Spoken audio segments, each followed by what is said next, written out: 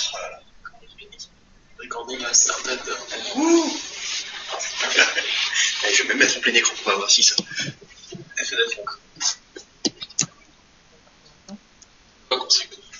c'est pas où j'habite, mais c'est pas faire marcher une webcam.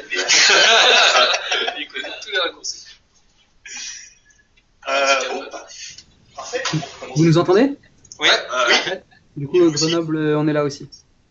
Donc là, il y a Pau également. On est 3 personnes à Pau. Bonjour. Bonjour.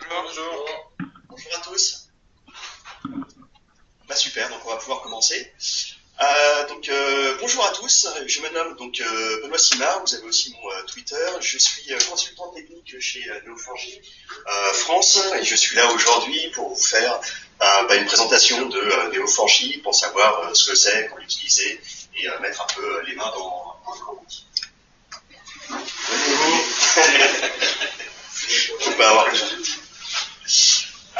Donc voilà l'objectif. Petit tour d'historique. Si vous avez fait un peu de maths durant votre scolarité, je suppose que vous avez entendu parler de Leonhard Euler.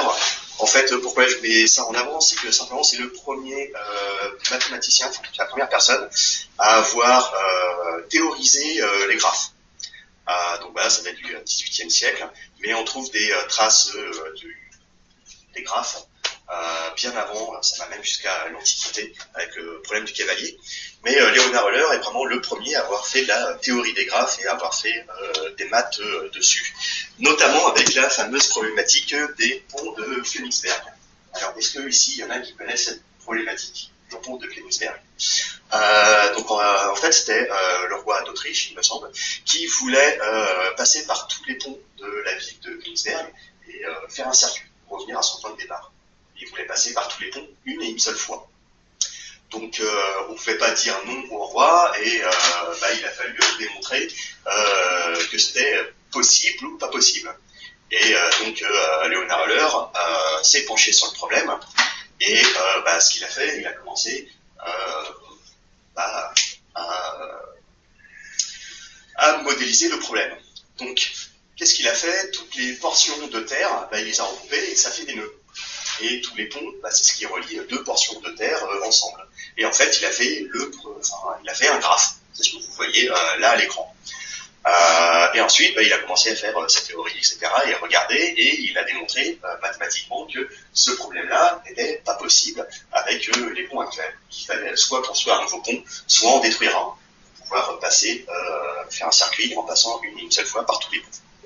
Donc ça a donné le goût du parcours eulérien. Voilà, donc les graphes, c'est pas nouveau, ça existe depuis des siècles, et maintenant on a des bases de données graphes.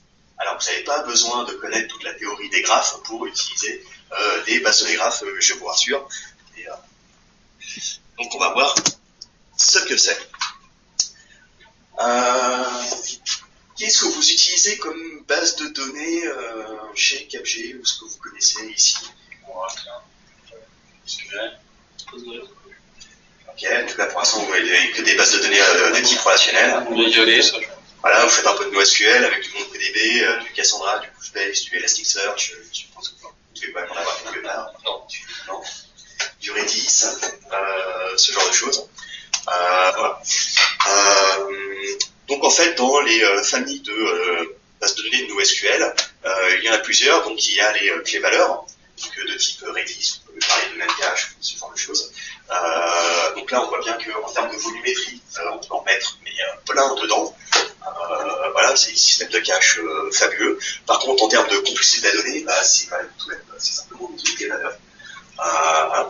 Ensuite, il y a les bases de données orientées documents, donc type Mongo, Cassandra, etc. Je ne rentrerai pas dans les détails avec les big tables et les documents. Et grosso modo, c'est la même chose. Donc là, en fait, on a des collections. De documents. C'est des tables, grosso modo. Donc là, on a des objets qui sont un peu plus complexes, parce que c'est pas que des clés valeurs. Et c'est pareil, on peut avoir des données, la grosse volumétrie, donc c'est pas plus moins que les clés valeurs. Et après, il y a le petit dernier qui sont les bases de données graphes.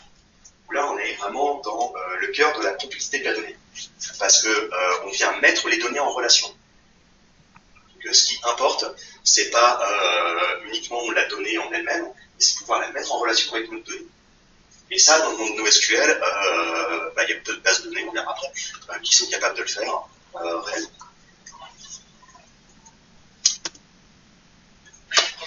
Et vous avez tous entendu parler surtout du Big Data. Moi, je préfère parler, en fait, sur Neo4j du Linked Data. C'est vraiment de lier les données entre elles. Une donnée en elle-même n'a que très peu de valeur.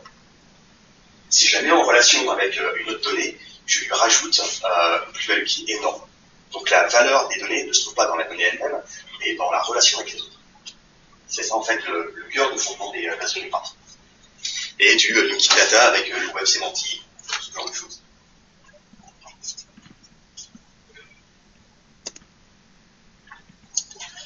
Donc comme je vous ai dit,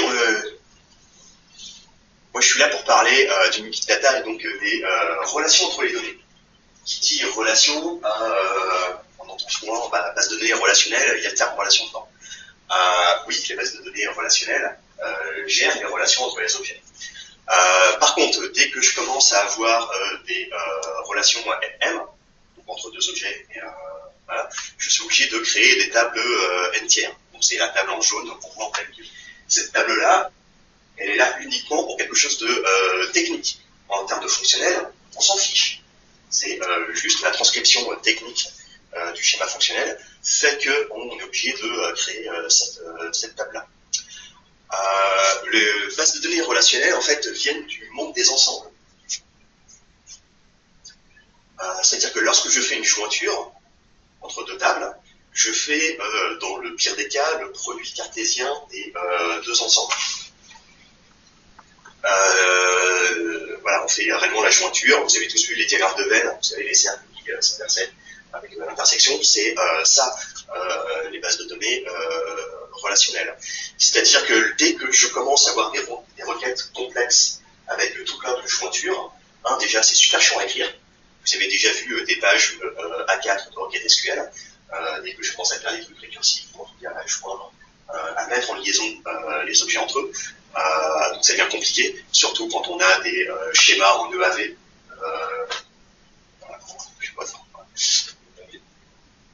C'est les schémas qui sont exposés. J'ai une table objet, j'ai une table propriété, et etc. Je ne sais pas ce que vous utilisez ici, enfin, si vous connaissez Magento, ce genre de, des CMS, ce genre de choses, mais généralement derrière il y a des schémas EAV, donc qui sont en fait tout exposés.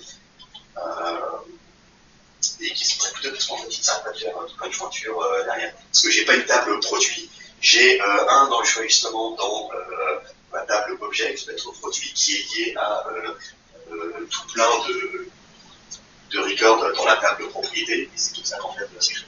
Donc on voit que pour récupérer un objet, je suis obligé de faire une dizaine de jointures, et ainsi de suite. Donc, voilà, les bases de données relationnelles savent le gérer, simplement dès que j'ai des données qui sont connectées et que je veux requêter ces données-là, eh bien, je vois qu'en perf, ça va s'effondrer au bout d'un certain nombre de jointures, que les requêtes sont complexes à écrire, parce que faire des inner joins sur une page A4 et à maintenir ça dans le temps, c'est juste chiant, et qu'en plus, là, je suis obligé de tout déclarer en amont. En relationnel, je suis obligé de déclarer tout mon schéma a priori. Voilà, c'est pas... il n'y arrive pas. Ce qui fait que juste ça marche. Par contre, pour des données fortement connectées et sur lesquelles je veux vraiment profiter des relations, il y a des problèmes. Dans le monde de NoSQL, juste, elles sont pas faites pour gérer les relations. Elles ne gèrent pas. Et des valeurs, ça ne gère pas. Normal. Dans les bases de données orientées documents, ça ne les gère pas non plus intrinsèquement. Si vous faites du Mongo ou du Elastic, la seule manière de pouvoir le faire, c'est on va mettre dans les documents un tableau de ID qui va être en fait la clé étrangère vers une autre collection. Mais il n'y a pas réellement de relation entre les deux. Il n'y a pas de consistance de la donnée. C'est vraiment deux choses qui sont séparées. Et vous mettez un ID qui liste d'abord la base de données, juste elle s'en fiche pas. Parce que c'est pas son job, elle fait du document, elle fait pas de la liaison inter-collection. Et en plus, vous êtes obligé de faire une première requête sur la première collection, de récupérer les acquis, et de faire la deuxième requête sur la deuxième collection, et de faire votre merge directement dans le code. Donc elles ne sont pas prévues pour gérer les relations. Donc c'est là que justement intervient les bases de données graphes. Voilà. Les bases de données graphes, c'est des nœuds qui sont des documents et que je vais relier avec des relations. Voilà. Et ce qui est super avec ce genre de base de données, c'est qu'en fait votre schéma fonctionnel, vous savez, le projet commence à écrire. On l'écrit au tableau et on commence à faire des nœuds et à les faire pointer ensemble et faire des relations. Tous les projets commencent comme ça pour faire le modèle métier. Et après, en fait, normalement, vous le transcrivez en modèle relationnel. Et ben là, il n'y a pas besoin. C'est le même. Le schéma qu'on fait au tableau est réellement ce qui va être sauvegardé en base de données. Donc là, ce que vous voyez, c'est ce qui est fait en Redda. Et derrière, en fait, c'est réellement le modèle qui se trouve dans Neo4j et enregistré. On stocke la même chose. C'est-à-dire que le fonctionnel et le technique parlent le même langage.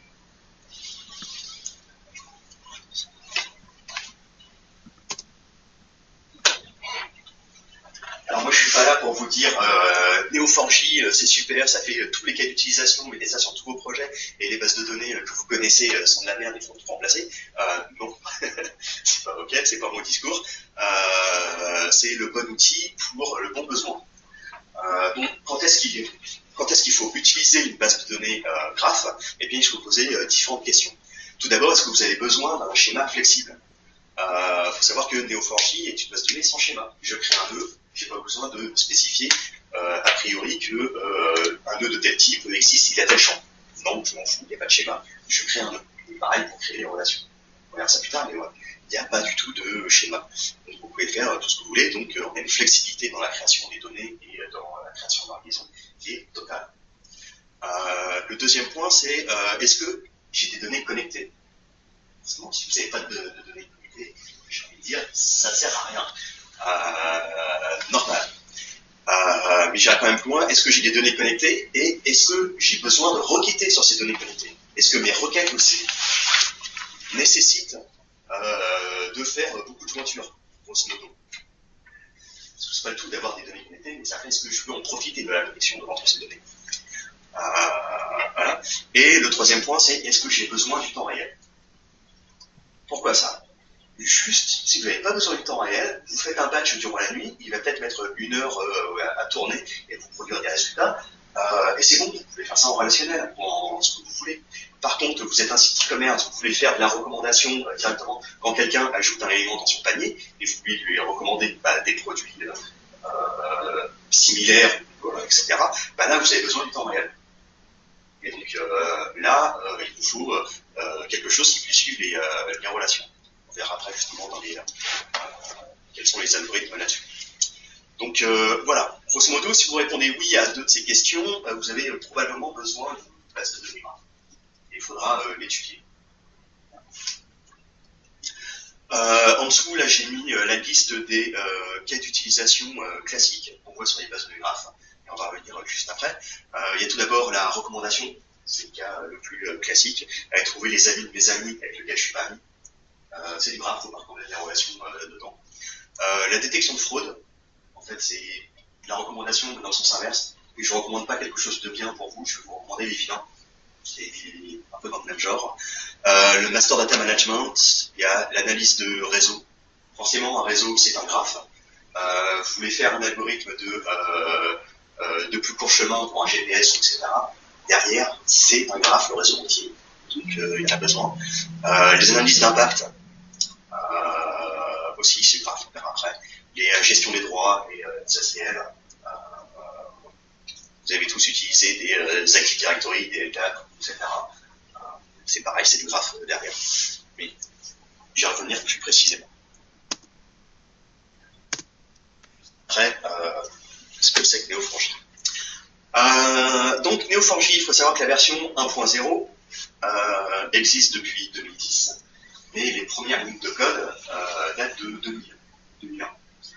Donc c'est pas un produit qui date d'hier. Il y a déjà un joli passif. Voilà. Aujourd'hui, on a la version 3.1, il y a la 3.2 qui va sortir au mois d'avril. Donc voilà, on a 7 ans réellement de production avec des grands comptes, etc., qui utilisent le produit, donc c'est quelque chose de stable, d'utilisé, de mature. On est un pure player open source, donc il y a une version communautaire qui est en GPL, vous pouvez en faire n'importe quoi, et à côté de ça, il y a aussi une version entreprise qui a 2 licences, une licence commerciale, et il y a une autre licence qui est en fait, si vous faites un produit open source, utilisez la version entreprise. On s'en fiche, on va rien vous demander, elle sera aussi open source pour vous. Par contre, vous faites un projet en interne et que vous ne voulez pas ouvrir les sources de votre application, là, il faut payer. Donc voilà, ou si vous voulez contribuer au code, enfin que vous reversez du code à Neo4j, c'est pareil, vous jouez le jeu en fait de l'open source, prenez la version entreprise, c'est pas grave. Donc c'est ça, on a une licence après Fairplay pour les personnes qui font de l'open source ou qui veulent contribuer. Ils ont le droit de prendre la version entreprise de manière gratuite. Et pour tout le reste, une version commerciale. Donc c'est pour ça que je dis qu'on est vraiment un pure player open source. Après, normal qu'il y ait une licence commerciale, il faut bien aussi qu'on ait des combos jeux de sport. Donc comme je l'ai dit, c'est une base de données sans schéma. Dans la version entreprise, on a du clustering avec de la route dispo. Et après, on a une base de données, ça pour moi c'est très important, qui est acide. Qui connaît, qui sait ce que c'est que les critères d'acidité, ce que ça veut dire au niveau d'une base de données? Ça n'a rien à voir avec le cryptage. Le cryptage, La confidentialité, l'intégrité. pas du tout. Bien essayé. J'ai bien entendu le terme. Voilà. Alors, ce qu'il faut savoir, c'est que toutes les bases de données relationnelles que vous utilisez sont des bases de données acides. C'est-à-dire que ce sont des bases de données dans lesquelles vous pouvez avoir confiance pour garder et sauvegarder vos données. Le acide, c'est atomique, consistant, indépendant, donc c'est isolation et durabilité. Ce qui veut dire qu'en fait, ce sont des bases de données transactionnelles. Lorsque vous faites une transaction, qu'à un moment, il y a une erreur, c'est la transaction entière qui est foutue à la poubelle. On n'est pas rendu à la moitié, on n'a pas écrit la moitié de votre transaction alors qu'il y a une erreur. C'est voilà, c'est l'intégralité ou rien. Ça, c'est le côté atomique. Je veux dire qu'on votre base de données vous garantit d'avoir une consistance dans vos données déjà. L'isolation permet d'avoir la gestion de la concurrence. Si vous êtes deux personnes à écrire sur un nœud ou un enregistrement dans une table, c'est pareil, il y a la gestion des locks. Pour pas que justement deux personnes puissent écrire en même temps, sinon c'est quoi la vraie donnée qui va être enregistrée, etc. Donc voilà. Donc il y a la gestion de la concurrence. Ensuite, lorsque la base de données vous répond OK, lorsque vous faites une requête, et admettons qu'à la milliseconde d'après, il y a un problème. Je ne sais pas, une coupure électrique dans tout le data center. Eh bien, vous rallumez votre base, vous êtes sûr de retrouver votre donnée. Ce qui est important. Surtout si vous faites, je sais pas, un site e-commerce, si vous voulez sauvegarder les transactions ou les paniers que les gens ont fait. Donc voilà. Donc c'est tout ça, les critères de l'acidité. Et ce qu'il faut savoir, c'est que dans les bases de données NoSQL, c'est rarement le cas, même très rarement qu'elles ont ces critères-là. Si vous faites du Mongo, du Elastic, il faut savoir que les bases de données vous répondent OK quand c'est écrit en mémoire. Donc si à la milliseconde d'après, il y a une coupure électrique, vous avez perdu toutes les données qui sont en mémoire. Ce qui peut être déroutant ou pas. Enfin, ça dépend après de ce que vous voulez faire de vos données. Mais c'est important de le savoir. Donc les bases de données acides, c'est des bases de données dans lesquelles vous pouvez vraiment confier vos données et vous êtes sûr de pouvoir les retrouver et de toujours avoir une cohérence dans vos données.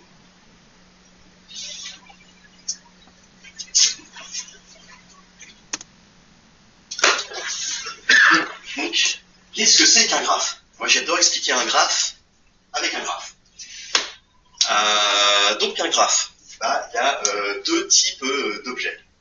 On va dire, il y a les nœuds et il y a les relations.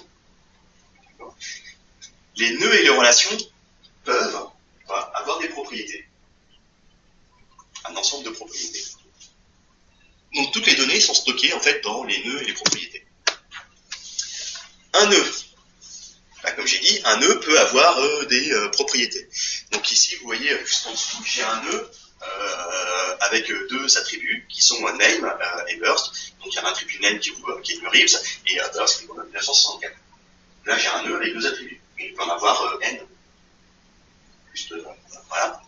Et après, un nœud peut avoir ce qu'on appelle des labels. Les labels, c'est des étiquettes qu'on vient poser sur des nœuds pour un peu pour créer des ensembles cohérents dans la base. Ce qui fait que je vais avoir des nœuds avec le label personne, acteur, etc. Et un nœud qu'on va avoir entre 0 ou n. Vous voyez, il faut vraiment voir ça. C'est pas un type, hein, parce qu'on peut vraiment en mettre plusieurs. C'est vraiment un tag, une étiquette, un label.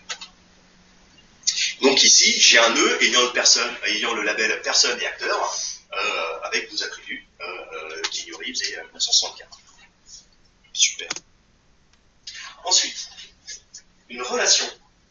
Une relation, toujours un nœud de départ, un nœud d'arrivée. C'est-à-dire qu'on est dans des graphes orientés, parce que toutes les relations ont un sens. Bonjour. Pas de souci, je m'y vois. Donc les relations sont toujours orientées. Elles vont de A vers B. D'accord ? Elles permettent de mettre donc en relation deux nœuds entre eux. Les relations peuvent ou pas avoir des propriétés. Pareil qu'un nœud. On peut stocker de la donnée sur les relations. Voilà. Et après, ce qui est important, c'est qu'une relation a toujours un type. Une relation permet de mettre en relation deux objets entre eux. Mais si je mets deux objets en relation et que je ne dis pas ce que c'est, je ne donne pas de contexte. Elle sert à quoi cette relation ? Elle ne sert à rien, en fait. Donc, le type est obligatoire. Une relation est forcément typée. Donc, sur cet exemple, vous retrouvez le nœud à gauche Keanu Reeves, et à droite, j'ai créé un nouveau nœud qui a le label Movie et qui a deux attributs, nom Matrix et la date de parution 1999. Entre les deux, vous avez une relation qui est de type active-in, et qui a un attribut rôle qui a pour valeur Thomas Anderson. C'est-à-dire que là, je peux très facilement lire Keanu Reeves a joué dans le film Matrix le rôle Thomas Anderson. En plus, c'est très visible et c'est très naturel. Et voilà, et en fait, rien qu'avec les nœuds et les relations, on a fait le tour de tout ce qu'il y a à votre disposition pour venir modéliser un graphe. Modéliser votre base. Il n'y a rien de plus. Donc des nœuds ayant des labels avec des propriétés et des relations qui sont forcément orientées, qui ont forcément un type, et qui peuvent avoir des propriétés aussi. Après, pour les développeurs, on a quand même créé certaines contraintes, notamment des contraintes d'unicité. De dire que sur les nœuds ayant le label personne, l'adresse email est unique dans toute la base de données. Ce qui vous permet de créer vos clés fonctionnelles, vos clés primaires fonctionnelles. D'accord. Généralement, on a toujours besoin aussi dans une base de données de dire tel champ est obligatoire. Le nom est obligatoire sur les nœuds personnes. Et pareil, on est une base de données, on a besoin d'index pour améliorer les temps d'exécution de certaines requêtes. Ce que je dis souvent, c'est que pas parce qu'on a un nouveau type de base de données, qu'un base de données de type graphe, on a réinventé tous les concepts des bases. Tout ce que vous connaissez sur les bases de données s'applique ici. C'est la même chose. Donc le coût des index, quand vous avez un where sur une propriété d'un nœud, pour venir accélérer la requête, il faut mettre un index dessus. Forcément, ça va améliorer. Si vous avez des questions, n'hésitez pas à intervenir. Alors, les cas d'utilisation. Alors, notre baseline chez Neo, c'est les graphes sont partout. C'est pas graphique. Je toujours pas changer les graphes sont partout, et en fait, une fois qu'on a commencé à travailler sur les graphes, on en voit vraiment partout. On arrive à tout modéliser en graphe. C'est normal, le graphe est quelque chose de super naturel, et tous les problèmes peuvent s'écrire en graphe. C'est pas pour ça que tous les problèmes, il faut les mettre dans ces bases de données graphes. Mais vraiment, on peut en voir partout. Ça, c'est génial. Les systèmes de recommandation. Comme je l'ai dit, c'est l'un des cas d'utilisation les plus classiques dans Neo, c'est la recommandation. On en trouve sur tous les sites à l'heure actuelle, les sites de e-commerce, on en trouve sur Twitter. Si vous pensez LinkedIn, Viadeo, à chaque fois que vous rentrez en relation avec quelqu'un, on vous dit vous devez connaître aussi telle personne. Et généralement, ils sont plutôt bons là-dessus. Google fait de la recommandation. Le moteur de recherche, c'est quoi? C'est de la recommandation en fait. Voilà, et on en trouve réellement partout. Et pour ça, en fait, c'est du graphe. Je vais prendre un exemple qui est en fait Mythique. Donc Mythique, c'est un client, je pense que vous le connaissez tous. Eux, leur rôle, c'est de vous faire trouver l'amour et de vous pousser des personnes que vous devez rencontrer. Donc c'est de la recommandation. Comment ils fonctionnent? Dans leur base de données graphe, ils ont des nœuds qui sont des nœuds représentant des personnes. Ce qui stocke après en relation, ce sont toutes les interactions que ces personnes-là ont eues entre eux. J'ai été voir le profil de un tel. J'ai mis dans mes favoris, je lui ai envoyé un clin d'œil, j'ai chatté, j'ai envoyé un mail, etc., etc. Ils stockent toutes les relations entre leurs membres. Voilà, ce qui fait un énorme graphe qu'ils ont. L'algorithme qu'ils utilisent après, c'est un algorithme classique qui s'appelle le filtrage collaboratif. Comment ça fonctionne? Je pars d'une personne et je vais aller trouver les personnes qui lui ressemblent, qui ont un profil similaire. D'accord? Donc qu'est-ce que c'est que des personnes qui me ressemblent? Ce sont des personnes qui ont eu les mêmes interactions que moi, qui ont été voir le même profil, ou qui ont chatté, etc. avec les mêmes personnes.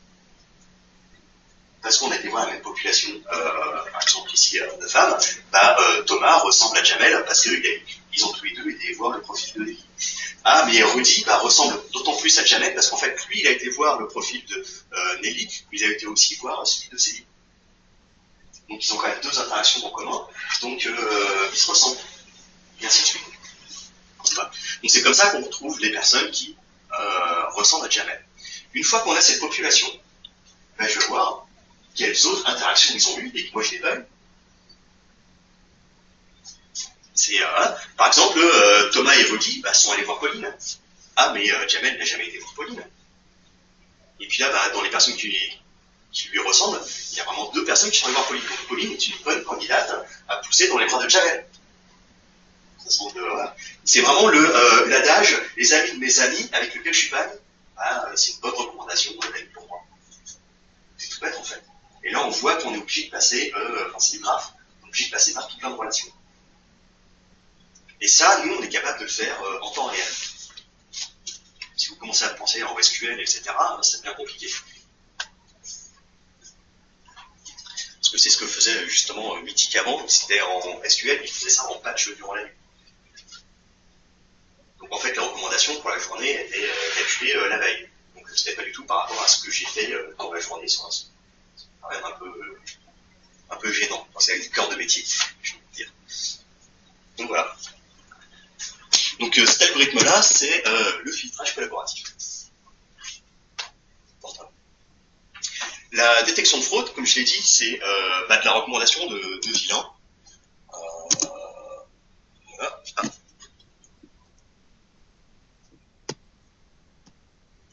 Alors.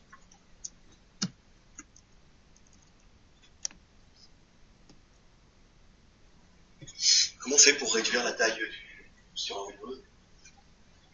La taille celle de zoom et zoom in et zoom out. C'est contrôler la molette, mais si t'as pas de molette, c'est compliqué. Merci. Donc la fraude. Par exemple ici, c'est un site e-commerce. Bon, chaque personne a une adresse email lorsqu'on va sur un site e-commerce.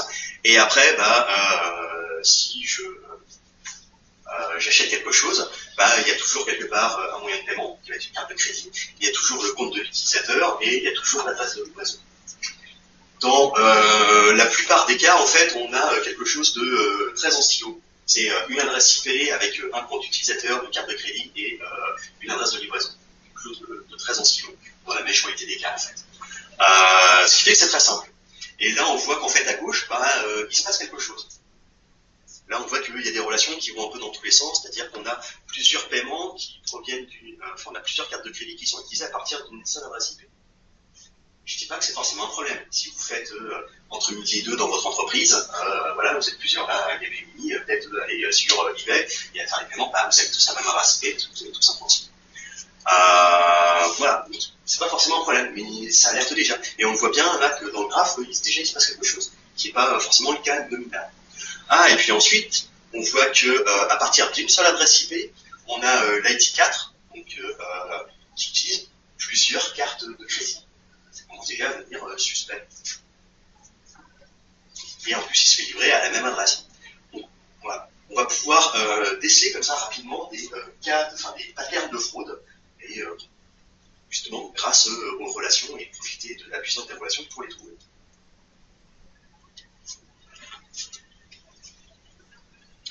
Vous avez tous aussi entendu parler, je suppose, des Panama Papers. Les Panama Papers, les journalistes ont utilisé Neo4j derrière pour pouvoir faire leur investigation justement. Donc ils avaient des patterns de fraude, de détection qu'ils envoyaient à la base de données et la base de données leur envoyait tous les résultats correspondant à ce schéma de fraude. Et après ils ont utilisé un outil d'exploration, une clé par-dessus pour pouvoir explorer les éléments. Autre chose qu'on voit fréquemment, c'est la détection d'anneaux. Surtout dans les banques avec des prêts, pour les petits prêts. En fait, avec un ensemble d'identités, de 3 à 4 personnes, on est capable de créer une quinzaine d'identités qui sont en fait valides. C'est-à-dire que je prends Benoît Simard et Cédric Fauvet, va y avoir un Cédric Simard et un Fauvet Benoît. Et puis on va commencer à mélanger nos adresses mail, nos numéros de téléphone, etc., etc. Et je vais pouvoir créer comme ça plein de fausses identités. Et en fait, quand vous allez prendre le numéro de téléphone de personne, on va vous répondre derrière, vous envoyer un mail, etc. Donc les identités sont valides. Mais ça forme des anneaux. Et en fait, généralement, ils font des prêts, ils demandent des prêts de moins de 5 000 € pour passer en dessous des radars. Et comme ça, ils font le tour des banques et ils créent une réserve d'argent. Et à un moment, pouf, ils s'évaporent et ils s'en vont avec tout l'argent. Et donc ça, c'est un coup classique en détection de fraude et c'est ce qu'on appelle la détection d'anneaux. Comment on fait pour la détecter? En fait, je prends une personne et je viens exploser tous ses attributs. Son numéro de téléphone, ça va être un nœud. Son adresse, ça va être un autre. Son email, son numéro de social, ta carte bleue, etc. etc. Et on va très vite le détecter avec du graphe qu'il y a plusieurs personnes qui partagent la même adresse ou le même numéro de sécurité sociale ou de téléphone, et ainsi de suite. Ce qui fait qu'on va pouvoir très vite détecter en fait toute la communauté. Là c'est pareil, on profite des relations.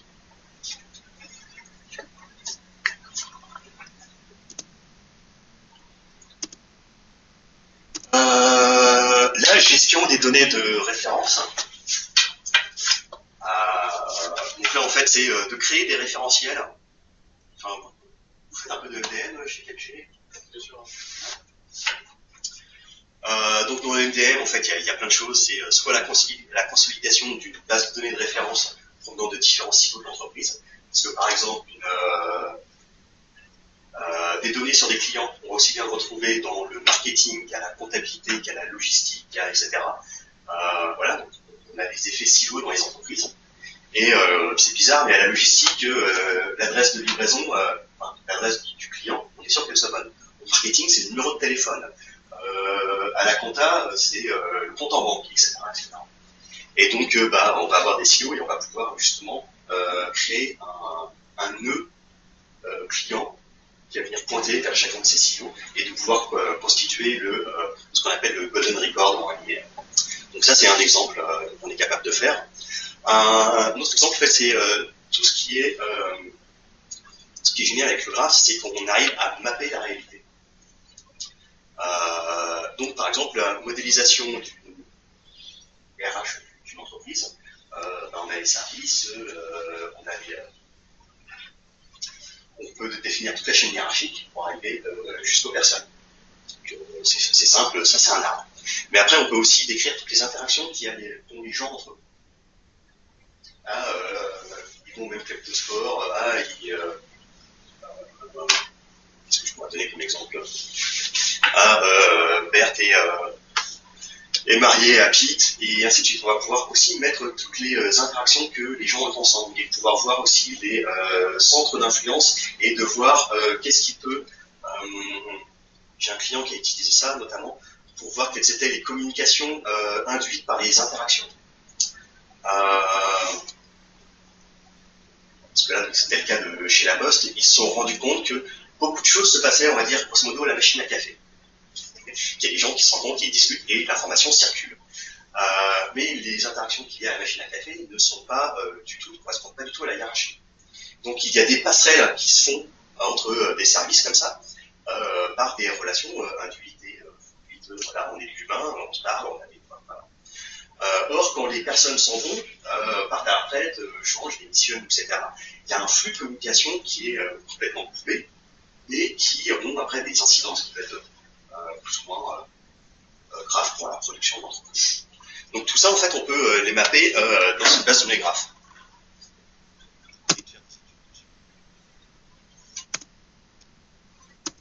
Gestion d'identité, vous avez tous utilisé des annuaires LDAP ou des Active Directory.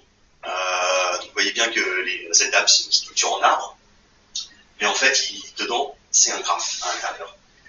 Sur les users, il y a écrit, il y a l'attribut, alors c'est isMemberOf, et qui pointe vers les groupes. Et puis dans les groupes, on a l'attribut memberOf qui pointe vers les utilisateurs. Et ce qui est difficile, c'est quand une personne appartient à deux services, il faut que je commence à dupliquer le nœud et le mettre à deux endroits. Il y a tout plein de choses en fait comme ça, parce qu'en fait la gestion des droits, tout ça c'est un arbre. Les groupes de groupes, avec les rôles, avec les users, etc. Donc les LDAP, ça marche parce que c'est un protocole qui est là depuis un max d'années et tout. Mais tout derrière, comment c'est représenté, c'est un graphe. Donc on peut très bien mettre ça dans une base de données de graphes, et on a des clients qui l'utilisent, notamment Telenor. Moi, ce que j'adore après, c'est vraiment l'analyse des réseaux et les analyses d'impact. Ça, c'est vraiment... parce que là, on voit directement l'implication d'un graphe. J'ai travaillé chez SFR, et en fait, on a mis dans la base de données tout le réseau Internet, tout leur réseau Internet. D'accord? Donc on a les services, on a les routeurs, on a les switches, on a les câbles de fibre optique, on a etc. Et bon, j'ai même les clients, les bâtiments, où est-ce qu'il est rattaché. Le projet, en fait, c'était de savoir, lorsque j'ai une panne, quels sont mes clients qui sont impactés par cette panne. Et est-ce que mon réseau, d'ailleurs, est suffisamment dense, redondé, pour que personne ne soit impacté. Ben ça, avant, ils étaient incapables de le dire. Parce que les calculs mettaient, dans une base de données relationnelle, quelques heures. Ah oui, mais quand j'ai un client entreprise, il a des SLA de 2 heures. Je ne peux pas faire le calcul qui prend 2 heures pour savoir qui est impacté dans le GDC de 2 heures. Donc, en fait, ils ne savaient pas, déjà, quand une panne intervenait sur le réseau, qui était impacté, et si en plus ils respectaient leur service, ou s'il fallait qu'ils dépêchent quelqu'un immédiatement, parce qu'il y avait un contrat d'entreprise, et qu'il fallait que ce soit réparé en moins de 2 heures, etc. etc. Donc, une fois que j'ai mappé tout leur réseau dans une base de données, c'était une analyse d'impact. Comment on fait pour voir quels sont les clients qui sont impactés? On prend le switch, par exemple, à droite, on dit qu'il est mort. Très bien, je prends le nœud, je tire dessus. J'ai une grappe de nœuds qui le suivent. Et je regarde, en fait, si dans cette grappe, j'ai un client. Si c'est un client, forcément, il est impacté, parce qu'il vient avec nous. On voit qu'il y a une liaison. Là, je donne de manière très simple, mais c'est ça. Donc là, c'est du pur graphe. Je suis passé un peu rapidement sur les cas d'utilisation, mais il y en a beaucoup. Là, je vous ai donné vraiment les plus grands cas. Mettons un peu les mains dans le cambouis et regardons un peu comment on utilise cette base de données. Pour ce faire, il y a un langage de requête.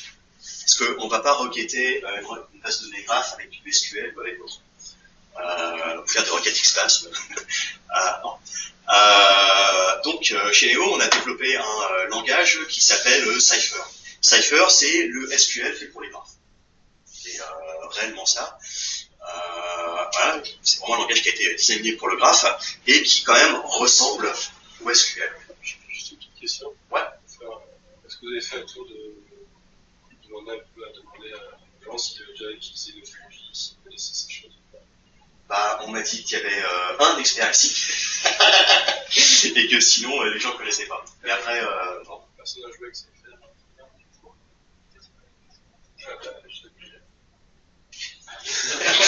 C'est une question, quoi. Non, c'est pas obligé, mais on avait une boîte à faire et on s'utilise bien aujourd'hui pour le faire. Ouais, c'est bon. Donc c'est un langage fait pour le graphe et qui quand même ressemble au SQL. Ça sert à rien en informatique de réinventer la roue. Une closeware, c'est une closeware. Un order by, c'est un order by, un limit, etc., les fonctions d'agrégation. Donc voilà, normalement, les gens qui font la base de données ne sont pas non plus perdus. Par contre, vu qu'on est dans un nouveau paradigme, qui sont les bases de données graphes, on n'est plus dans le groupe ensemble, bah, il a fallu trouver un autre modèle de requêtage. Pour ça, en fait, on fait du pattern matching.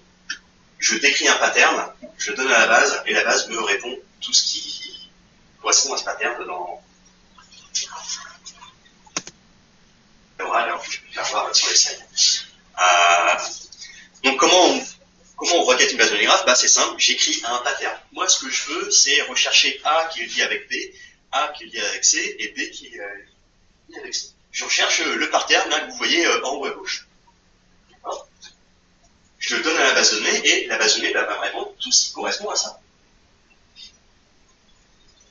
Donc là, vous voyez des exemples qui sont envoyés.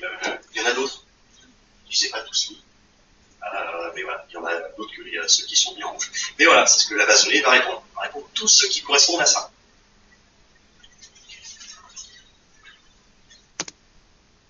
Donc, il faut que dans mon langage, je sois capable de pouvoir écrire un pattern de graphe avec les éléments que j'ai à ma disposition, c'est-à-dire mon clavier. Bah, comment on fait ça? On fait de l'AXIART. Qu'est-ce que c'est qu'un nœud? Bah, c'est une parenthèse ouvrante, parenthèse fermante.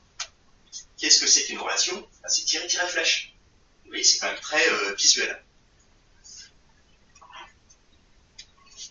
On reviendra après sur les détails avec les crochets, etc. Mais c'est réellement ça. Alors, maintenant, mettons les mains dans le cambouis. Maintenant, je suis désolé, je vais vous tourner le dos.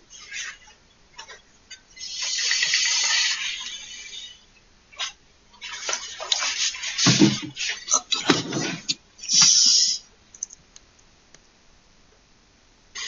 Alors, cette interface-là, c'est l'interface qui vient avec Neo4j. Lorsqu'on l'installe et qu'on démarre. Je t'arrive juste ça. Oui, merci. Lorsqu'on l'installe et qu'on démarre, Neo4j démarre automatiquement un serveur web parce qu'on peut y accéder en REST à la base de données. Et il y a un navigateur, le browser, qui permet de faire une requête et de voir le résultat. Donc ça, c'est vraiment l'interface du développeur pour faire mes requêtes et voir le résultat. Alors j'avais une question par rapport à ça. Est-ce qu'il y a autre chose que l'interface browser ou ça restera toujours sur un browser? Est-ce qu'il n'y a pas genre un logiciel à part en standalone? Bah, tu peux l'avoir en standalone dans le browser. D'accord, c'était mal. Ouais, c'est ma question. C'est un client à la base. Ouais. Oui, il y a une ligne de commande. Sinon, il y a une ligne de commande, il y a etc. Et il y a des outils par-dessus. Tout à l'heure, j'ai parlé de Nucleus pour les Panama Papers. C'est un client à la base de données qui affiche aussi en bas. Ouais. Donc, c'est mieux si je vous mets là. D'abord, charger des données.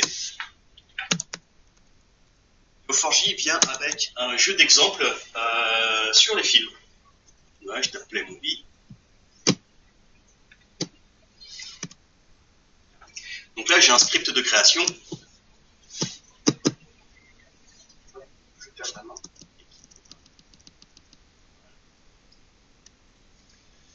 Donc là, j'ai un script de création de base de données. Donc on a une instruction create qui permet de créer des objets. Comme je vous ai dit, pour créer un nœud, c'est quoi? C'est une parenthèse ouvrante, une parenthèse fermante. Donc on a le début, on a la fin, etc. Donc là, je suis en train de créer un nœud. Le nœud, je lui donne un petit nom. Alors ce nom, c'est simplement le nom que je lui donne dans mon script. C'est une variable défini pour qu'après je puisse le référencer ailleurs dans mon script. D'accord? Donc là, je lui donne le nom de matrix. Et dès que je mets un 2 points dans Cypher, ça me permet de définir le type ou le label d'un objet. Donc là, je suis dans un nœud. Donc là, je suis en train de créer un nœud ayant le label movie. Et là, il faut créer une base avant ou pas? Parce que là, on est dans un conteneur, oui. Ça marche comment si on a besoin de plusieurs bases? C'est différentes instances. Pour l'instant, on n'est pas multi-tenant. Et ça c'est quand on installe Neo4j, on a une instance, c'est ça? Oui. En fait, une instance, c'est un process.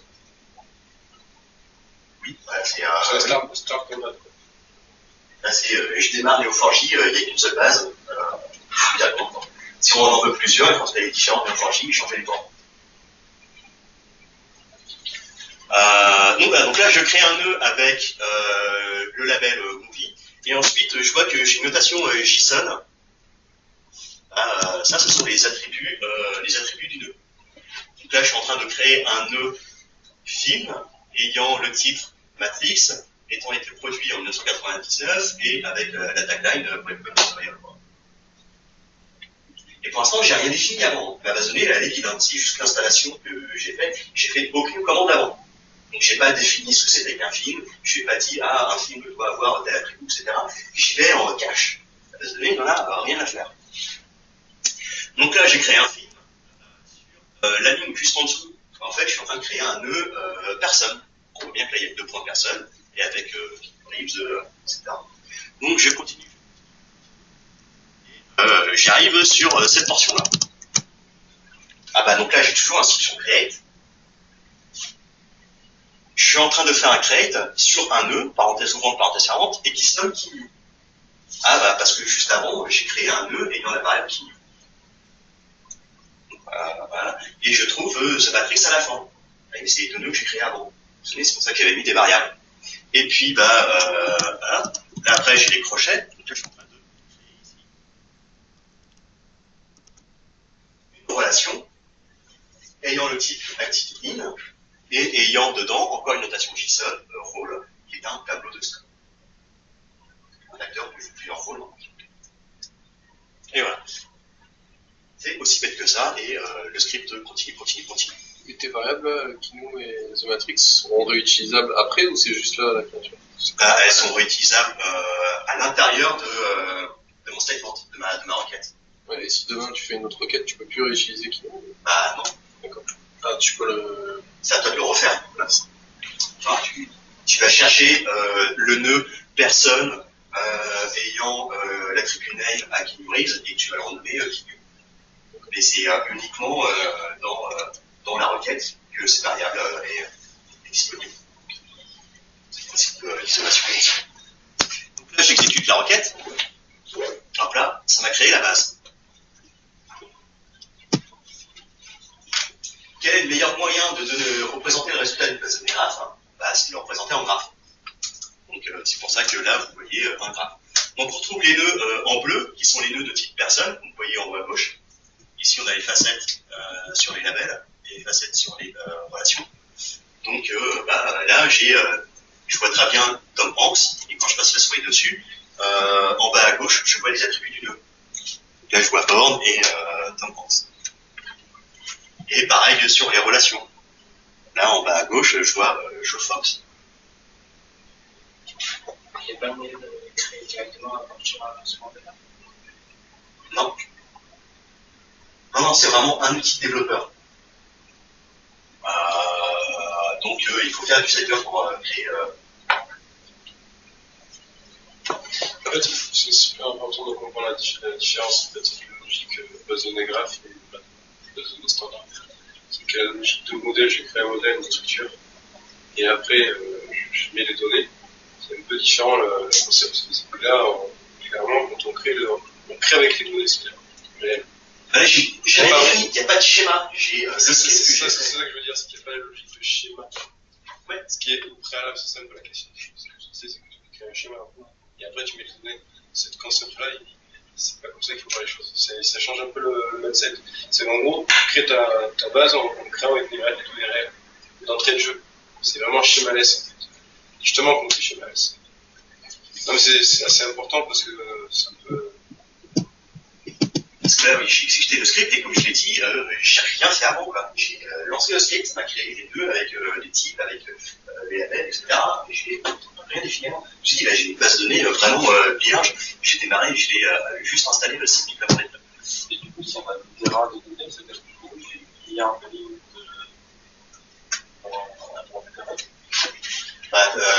La base, en fait, c'est la donnée réelle. C'est-à-dire, c'est les liens entre les données réelles. Donc, par essence, c'est fait pour prendre un graphe qui peut être effectivement très très gros.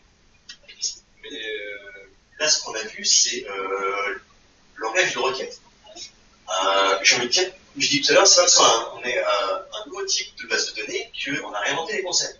J'ai envie de dire, vous avez une base de données qui fait 1 Tera en SQL, vous avez un script, un dump SQL qui fait des milliards de lignes.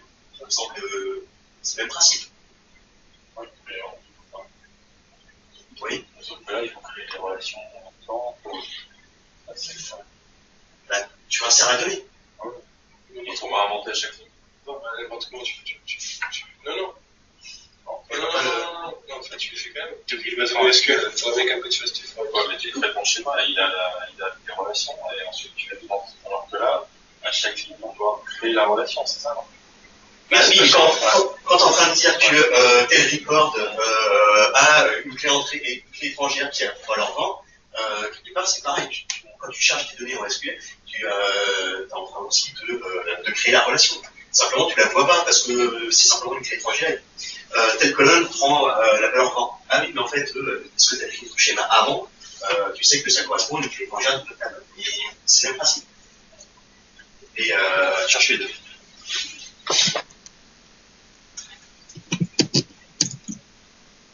Enfin, c'est important parce que les gens qui font de la base de données relationnelle, ça les heurte au début parce que plusieurs fois on a utilisé nos frangies, on a fait des choses comme ça et à chaque fois c'est quand même pas aussi simple le changement de mindset.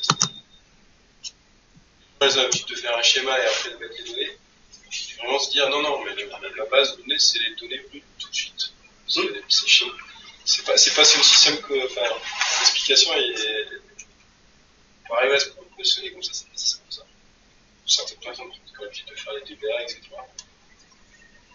Ça dépend après des gens, s'ils ont fait 30 ans de SQL, pour eux, une base de données, c'est que comme ça. Oui, c'est ça. Et des gens qui ont fait du Mongo, bah, déjà, ils commencent à voir la flexibilité du schéma. Donc après, ça dépend réellement. C'est ça, on est vraiment dans le NoSQL et vraiment, tu parles pas d'un schéma, tu parles d'un donné. Là, il n'y a strictement rien. C'est pas structuré, quoi. Pour le tuning et tout ça, il y a des outils ou c'est confiance? On va voir. Non, mais il y a des patterns, il y a des outils d'optimisation de requêtes, etc. Il faut pas faire n'importe quoi. Donc, là, je vous fais une première requête. Comme j'ai dit, on fait du pattern matching. Donc, chez nous, il n'y a pas de select et from. La première instruction pour définir mon pattern, bah, c'est match. Donc, quand j'écris un match ici, juste après, bah, je décris le pattern que je recherche. Ici, je suis en train de chercher un nœud que je nomme A, pour l'instant, voilà, qui a une relation externe de type actidine, qui pointe vers un nœud que je nomme M. Et je regarde si sur ce nœud M, il y a une relation entrante de type directed, et qui pointe aussi vers le nœud A. C'est le même, le A de début et A de fin, c'est le même nœud. Donc là, en fait, en faisant ça, je suis en train de chercher quelqu'un qui a à la fois joué dans un film et qui l'a à la fois produit. Qui est les deux en même temps. D'accord? Donc là, j'ai créé mon pattern. Les variables à quoi elles me servent, le A et le M, bah, ça me permet de faire la clause return. Si je ne sais pas nommer avant, je suis incapable de retourner ce qu'il faut. C'est pour ça qu'il y a la clause return. Alors, c'est pas le select, là, c'est le return. Et je fais A.name, on va parler d'attribut name d'une A et M.title.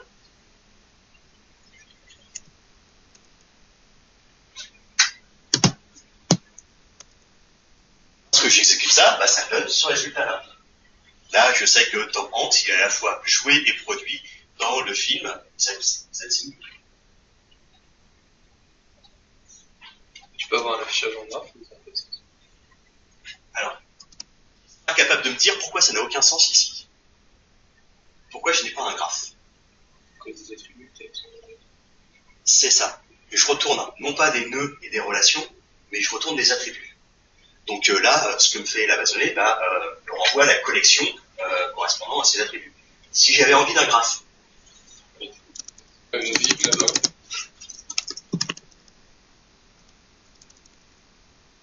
là je retourne les nœuds. Quand je retourne les nœuds, la base de données m'affiche, comme d'ailleurs premier résultat, l'affichage sous forme de graphe. Par contre, vos drivers, etc., ne parlent pas à ça. Eux, ce qu'ils ont en fait en retour, c'est toujours une collection de tuples, comme dans une base de données classique. Donc là, on a le nœud A et le nœud M avec les attributs, etc. On retourne les objets. C'est ça que vous allez retrouver dans vos drivers.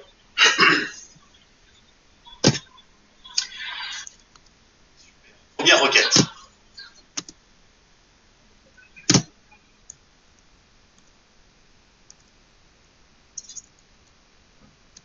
Maintenant, comme je dis, on n'a pas réinventé la roue. La closeware, ça existe.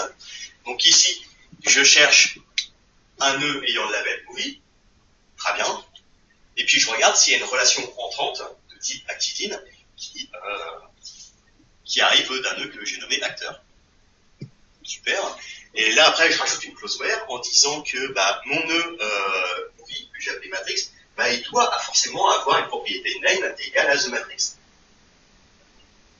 Et je retourne après une propriété de la relation et le nœud de l'acteur. Là en fait je suis en train de trouver tous les acteurs du film matrix.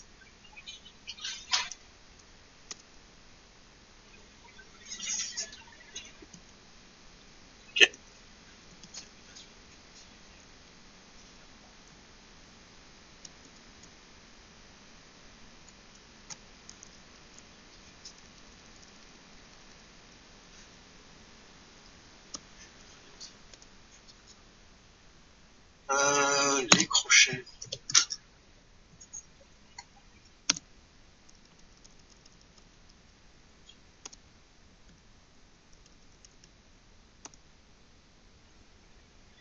Et je me suis planté 2 fois.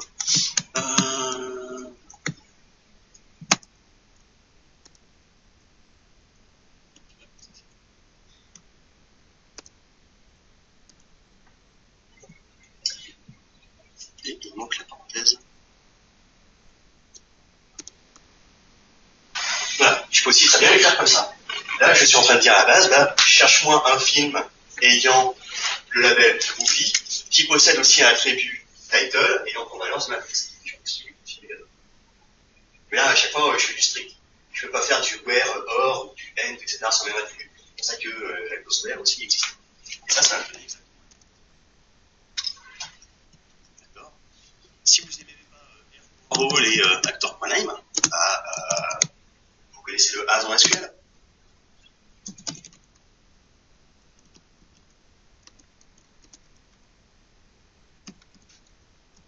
Parfait. Et donc là, maintenant, mes colonnes sont rôle et acteurs. On va continuer là-dessus. Oui, j'ai envie d'avoir les acteurs en ordre alphabétique. Là.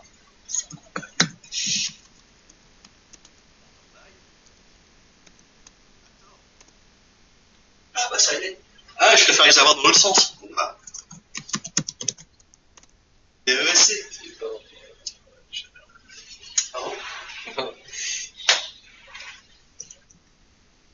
Etc. Donc ça, c'est vraiment... J'ai envie d'avoir qu'un seul résultat.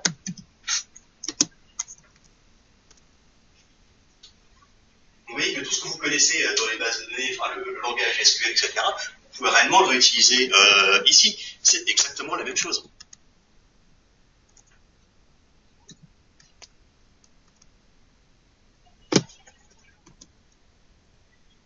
Donc là, par exemple, dans cette requête, on voit justement le end avec un inférieur, avec un supérieur, on a le contains, on a le start with pour les strings, parce que le like n'existe pas.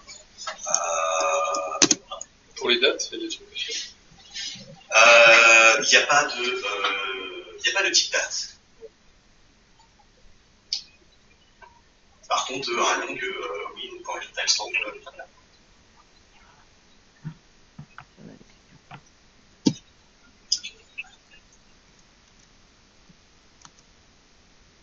Une relation dans ton match? Si tu veux juste les personnes.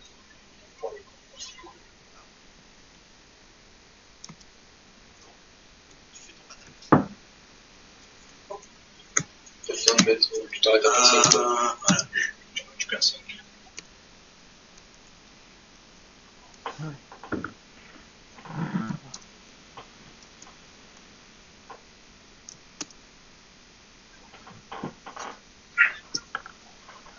Voilà, je cherche un nœud personne. Je peux faire exactement la même chose sur une relation.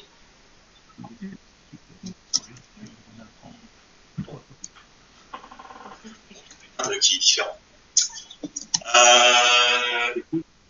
Donc là, c'est simplement pour faire voir rôle. Je dis que c'était un tableau. Bah là, N et O dans le tableau. Juste, ça marche aussi. Voilà. On peut faire du distinct. Parce que ici,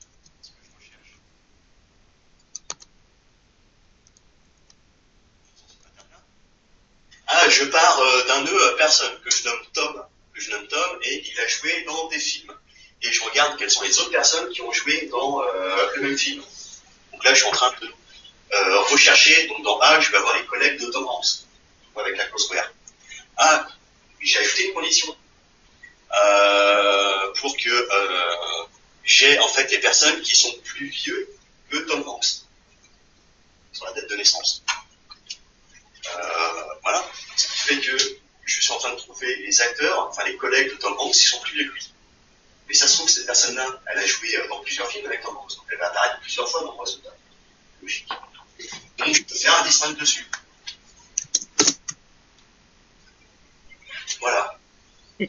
Est-ce que c'est Pau qui parle là? Est-ce que, comme on va arriver bientôt à la fin de la présentation, on pourrait avoir un peu une idée de sur le marché comment ça se présente, le fait de répondre à des besoins clients sur des bases graphes? Est-ce qu'il y a des intégrateurs, des partenaires?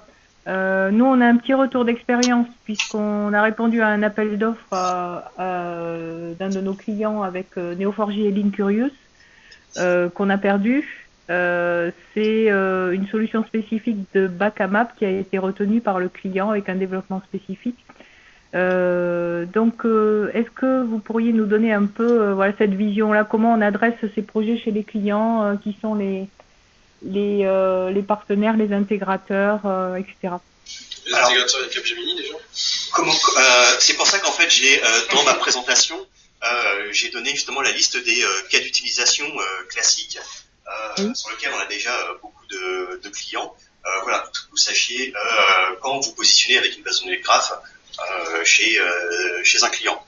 Après, pour faire les projets concrètement, c'est quoi les dispositifs habituels? Après, il y a les intégrateurs, il y a, oui, on a des partenaires. Comme j'ai entendu ici, Capgemini l'est. J'ai des projets avec vous à Toulouse, justement aussi sur du Neo4j, du Linkurious. Pour Airbus, oui, pour Airbus, oui, c'est un projet qu'on connaît aussi, oui. Et vous vous positionnez plutôt avec Linkurious habituellement, ou bien vous faites des interfaces avec des API, des interfaces spécifiques, comment vous faites habituellement? Linkurious est un outil de visualisation, d'exploration de graphes. C'est pas avec ça que vous faites un projet. C'est pas avec ça que vous allez faire un projet de recommandation pour un site marchand. Non. Là, il faut développer quelque chose par-dessus. Nous, on n'est qu'une brique technique. On n'est qu'une base de données. Hein. Je vais donner la liste des cas d'utilisation classiques, mais faut l'implémenter, cette couche-là. Et est-ce qu'on a d'autres références? Est-ce que vous avez d'autres références avec Capgemini en dehors de ce que vous faites pour Airbus avec l'équipe qui est en place, qui fait du Neo4j et du Linkurious? Est-ce qu'il y a d'autres projets chez Cap qu'on peut mettre en avant? Alors là, c'est pas à moi qu'il faut demander ça, parce que je suis pas au courant de tous les projets, etc. qu'il y a. Voilà, c'est plutôt avec mon commercial. Je pourrais donner après C'est Cédric, les coordonnées. c'est Cédric le Yeah. commercial. Oui. Il y a un partenariat, il y a des choses. Voilà, tout ça pour moi c'est des choses contractuelles, etc. Moi je suis technicien. J'essaye de m'abstraire de tous ces côtés-là.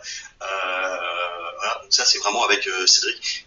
Je sais qu'on a fait plusieurs projets avec vous, voilà, et pas forcément en France. Mais après, je les connais pas. Est-ce qu'il y a un partenariat ou est-ce que c'est fait au fur et à mesure? J'en sais rien.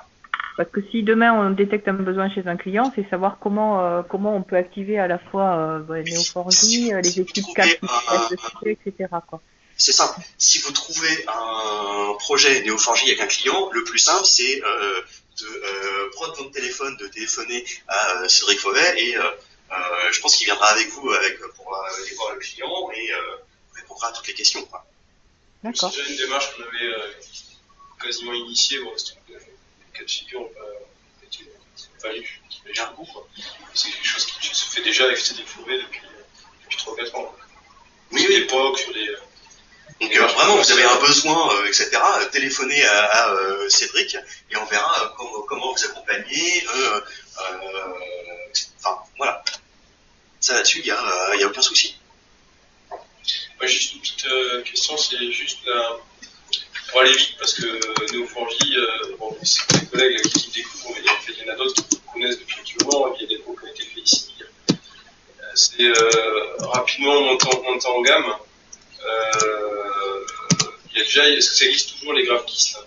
Oui. C'est super utile pour pouvoir s'amuser, faire le menu sans avoir aussi un test IT déjà.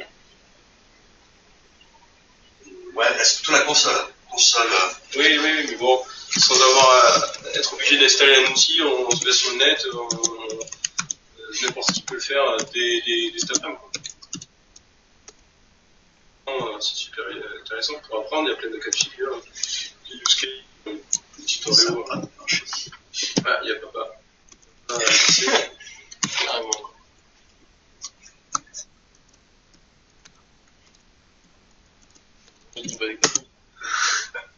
Après, la deuxième question, alors ça c'est plus une question, c'est plus une réflexion. La deuxième, est-ce que vous êtes, c'est un partenaire avec Graphen? GraphenDB. Ouais, GraphenDB. Est-ce que c'est un partenaire ou plus ou moins un truc? Est-ce que vous faites pareil? Est-ce que vous parce qu'il y proposez a des gens qui ne connaissent pas. des instances SaaS comme ça pour tester? GraphenDB est un partenaire qui fait du Neo4j dans le cloud. Donc eux, leur boulot, c'est de vous mettre à disposition une base de données Neo4j en mode SaaS. C'est ça. Est-ce que globalement, comment ça fonctionne? On traite directement avec eux, ou est-ce que globalement vous êtes partenaire et est-ce que c'est envisageable d'avoir typiquement sur un client, il peut y avoir des besoins de cloud et des besoins de on-premise, donc combiner les deux, je sais pas comment fonctionner, quel est votre c'est deux acteurs différents pour nous, c'est on passe par vous pour avoir accès à la Graphen, je sais pas.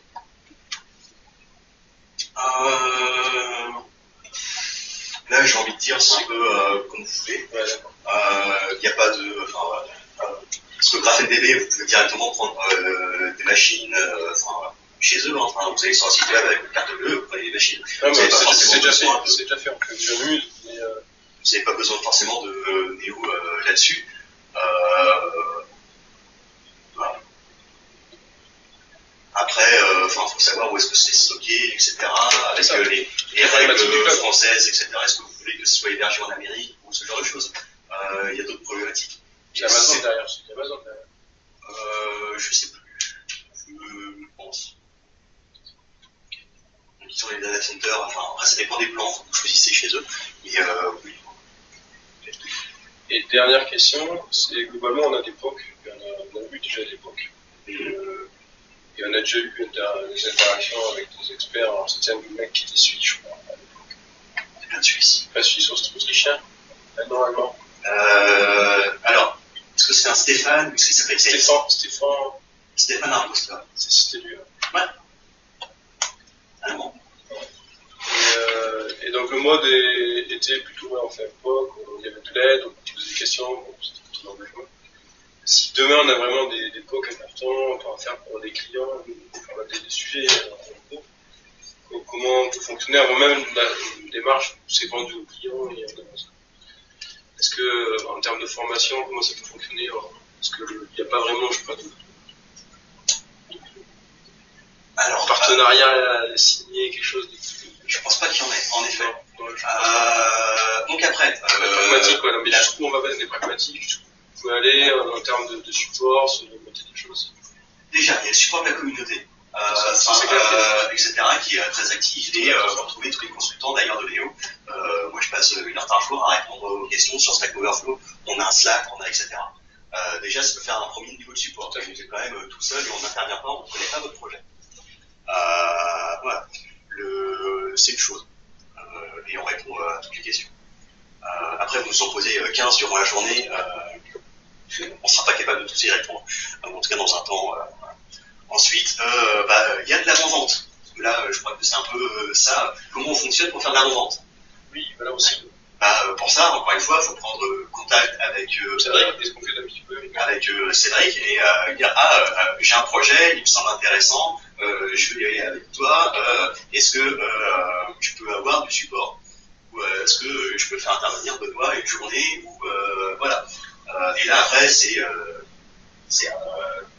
franchement entre les bonnes relations et selon la perspective aussi du projet. Voilà. Vous pouvez toujours vous former. Je donne des formations à Paris, et elles ne sont pas exorbitantes. Où, je peux venir ici pour faire des formations de 2 jours et former autant de personnes que vous voulez. D'ailleurs, je l'ai fait à Toulouse, à Capgemini. C'était avec Pifaro, Véronique Pifaro, ça. Je pourrais vous donner. C'était le fameux projet qu'ils ont mis en œuvre chez Airbus, c'est ça? Non, le fameux. Christian Guichou. Bref, je peux vous retrouver les noms tout à l'heure. Donc voilà, parce qu'en fait, sur leur projet, ils avaient un budget de 5 jours qu'ils avaient pris, et on a passé une journée à former. Voilà, j'ai dû former 10 personnes ce jour-là. C'est quoi les tarifications? Alors, pour les formations, si vous venez à Paris, donc, c'est par personne là, c'est 300-400 euros la journée.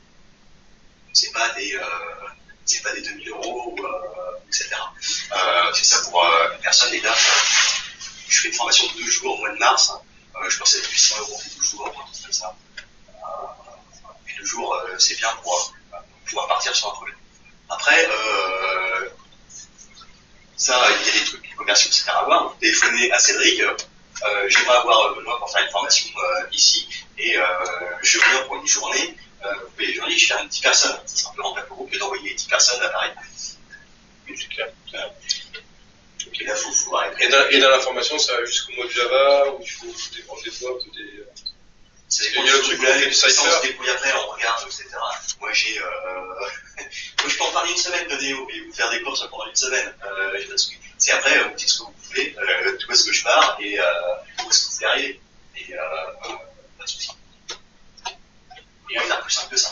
Il y a un catalogue disponible de formation pour voir. Oui, leforgy.com/training. Il y a la liste. Il y en a un sur la recommandation, il y en a un sur Cypher, il y en a un sur la modélisation, il y en a un sur la mise en production, il y a Cypher avancé, et je ne sais pas si on a une Java pure, etc. Il y a un tout. Moi, j'aimerais finir quand même. Pas de souci. Mais j'aimerais quand même montrer cette requête, parce que pour l'instant, on a fait des choses assez simples. Et après, promis, je m'arrête pour ce que. Cette requête, en fait, est une requête de recommandation. D'accord? Je pars d'un nœud personne. En fait, là, l'objectif de la requête, c'est de faire de la recommandation pour Keanu Reeves. Avec qui Keanu Reeves devrait jouer. Je vous ai déjà expliqué l'algorithme du filtrage collaboratif. Donc, je vais chercher quelqu'un qui correspond à Keanu Reeves. En fait, dans les acteurs et les films, ce sont ses collègues. Donc là, je pars de Keanu Reeves, parce qu'il y a la closeware, je regarde dans quel film il a joué, et je regarde qui a joué, etc. dans le même film. J'obtiens la variable C. C, ce sont les collègues de Keanu Reeves. Ouais. La deuxième ligne, je vais regarder ses collègues, qu'est-ce qu'ils ont fait que je n'ai pas fait. Dans quel autre film ils ont joué. Voilà. Donc ici, je suis en train de chercher les collègues des collègues de Keanu Reeves. À l'époque, je vais voir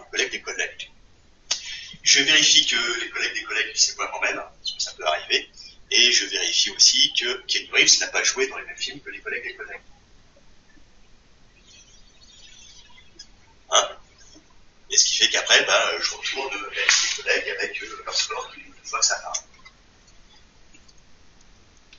Tireur d'Orba, il y a un compte, voilà, je retiens ça. Donc là, je vais faire simplement en cycle de code. Je vais me faire un système de recommandation qui répond rapidement pour faire ma recommandation sur Keanu Reeves. Et ça, si vous commencez à faire ça en SQL, là, vous commencez déjà à faire des noms ça.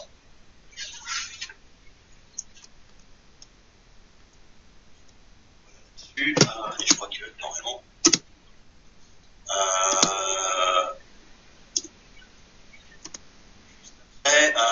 la petite dernière, c'était l'avant-dernière, il y a une étude qui est apparue, je sais pas, dans les années 2000 qui dit qu'on est tous connectés, enfin, toute personne est connectée à n'importe qui dans le monde avec 7 poignées de main ou 6 poignées de main. Ils sont partis en fait d'un acteur pour pouvoir faire cette étude-là, et ils sont partis du Kevin Bacon. Et donc ils ont appelé ça le Bacon Score. Et en fait on peut très facilement le calculer en Néo, parce qu'on a des algorithmes de plus court chemin. Et vous pouvez appeler un algorithme de plus court chemin directement en Cypher pour trouver quel est le chemin le plus court entre Charlize Theron et Kevin Bacon. Et donc de vous compter le nombre de relations qu'il y a dans le chemin. Et donc de le renvoyer. Pour l'instant on a fait que les choses simples, mais on voit qu'en fait on peut parcourir dans les chemins. Là j'ai, etc. Rien qu'en ajoutant une cardinalité là sur les relations. Je suis en train de dire à Néo, tu peux parcourir la relation connaît n fois. Et dans n'importe quel sens, parce que on voit qu'il n'y a pas les flèches. On peut aller encore beaucoup plus loin. Là c'est juste une introduction pour vous montrer voilà ce qui est possible de faire. Ce que je voulais vous montrer quand même les deux dernières qui sont bien orientées parfois.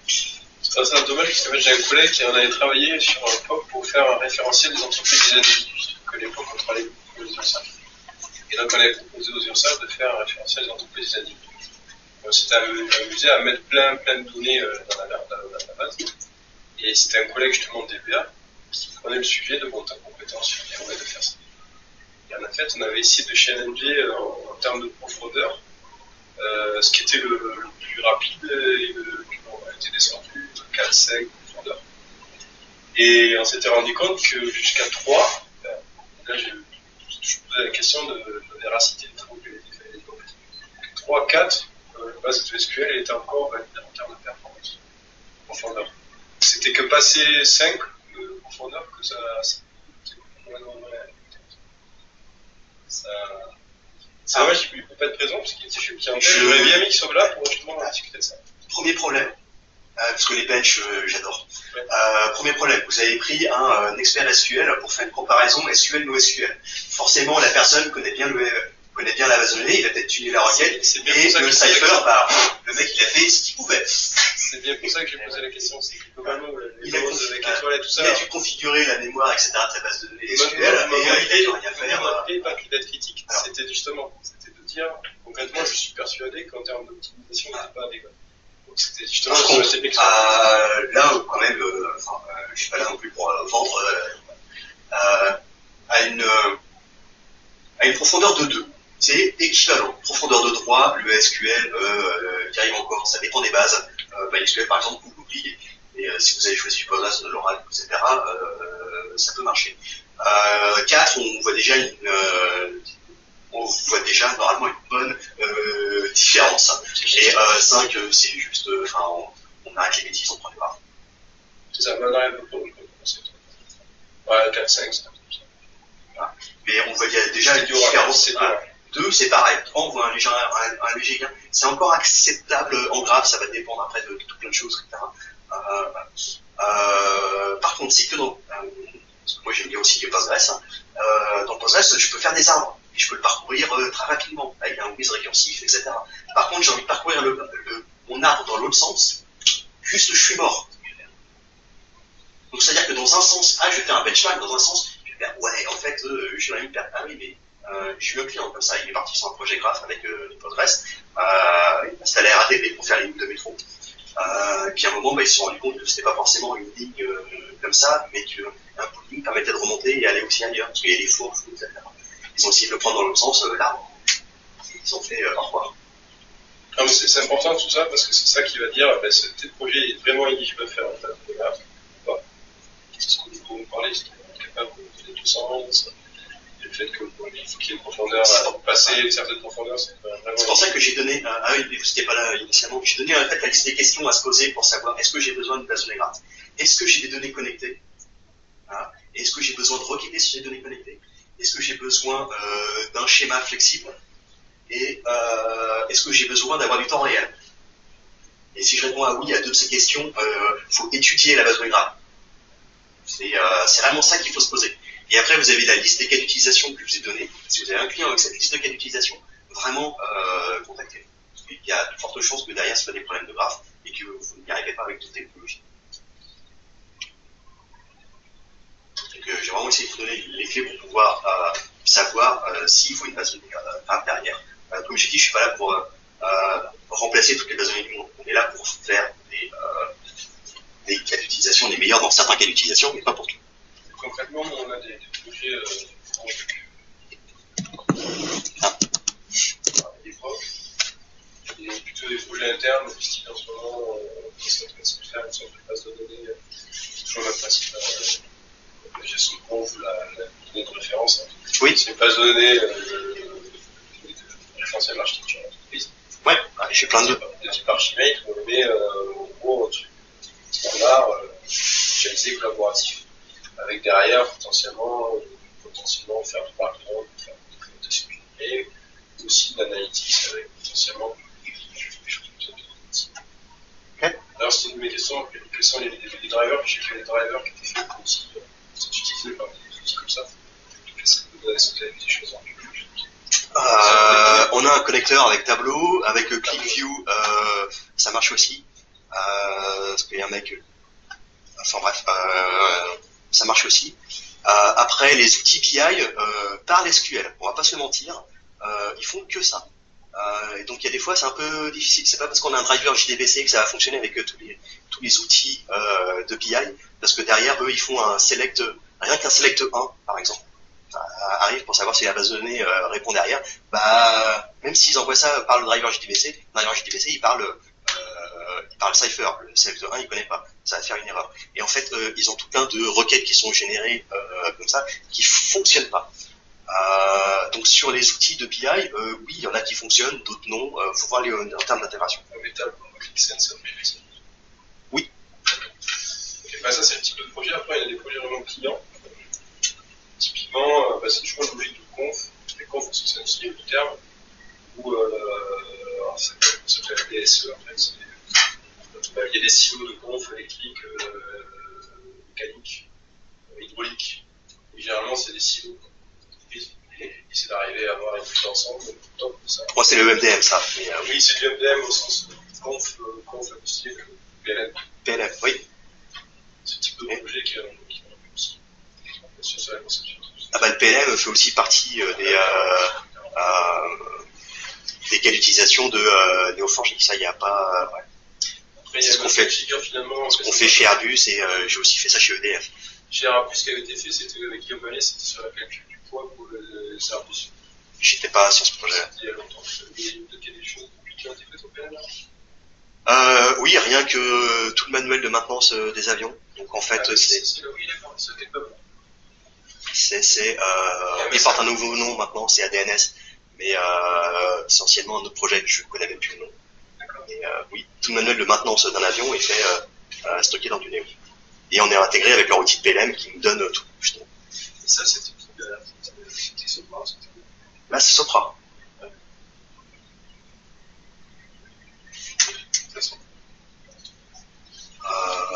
Voilà. Après, vous avez parlé de CMDB. Gestion de la configuration, etc. Justement, c'était hier, il y avait un webinaire fait par Neo4j d'une start-up française qui fait un outil de CMDB basé sur Neo. Et je suis en clientèle demain chez une banque française pour faire ça. C'est quoi le nom de la start-up ? Je peux pas dire. Le projet c'est Ariane et Equinopsy. Je pourrais le donner. Mais Donc potentiellement, il peut y avoir des choses qui font. Ouais.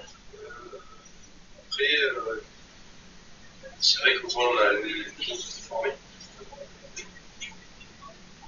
Voir comment on peut positionner, comment on peut fonctionner si dans les 6 mois à venir, on peut faire des choses qui voir parce qu'on fait des petites fonctions.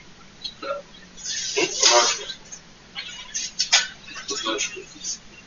Moi, c'est avec plaisir que je viendrai à Marseille. Je pense que la meilleure manière, c'est de former ici une équipe. Je dis, vous prenez un jour et on forme 10 personnes au plus. Puis après, elles peuvent répondre la bonne parole chez vous. Et lorsque vous avez un projet où il y a un POC qui est à faire et qui a du business derrière en prévision pour Cédric, parce que moi j'en connais pas. C'est juste de l'appeler et on voit après comment on peut fonctionner. Ça arrive souvent que j'intervienne en phase d'avant-vente pour aider à faire des POC, etc. Il n'y a pas de souci. Ok. On va se coucher sur ces chiffres. Merci, on va arrêter à 13. De toute façon, c'est 14h. S'il y a des questions, bien sûr. On est là. À distance, est-ce que c'est bon? Est-ce qu'il y a des questions? Il y a quelqu'un qui tape.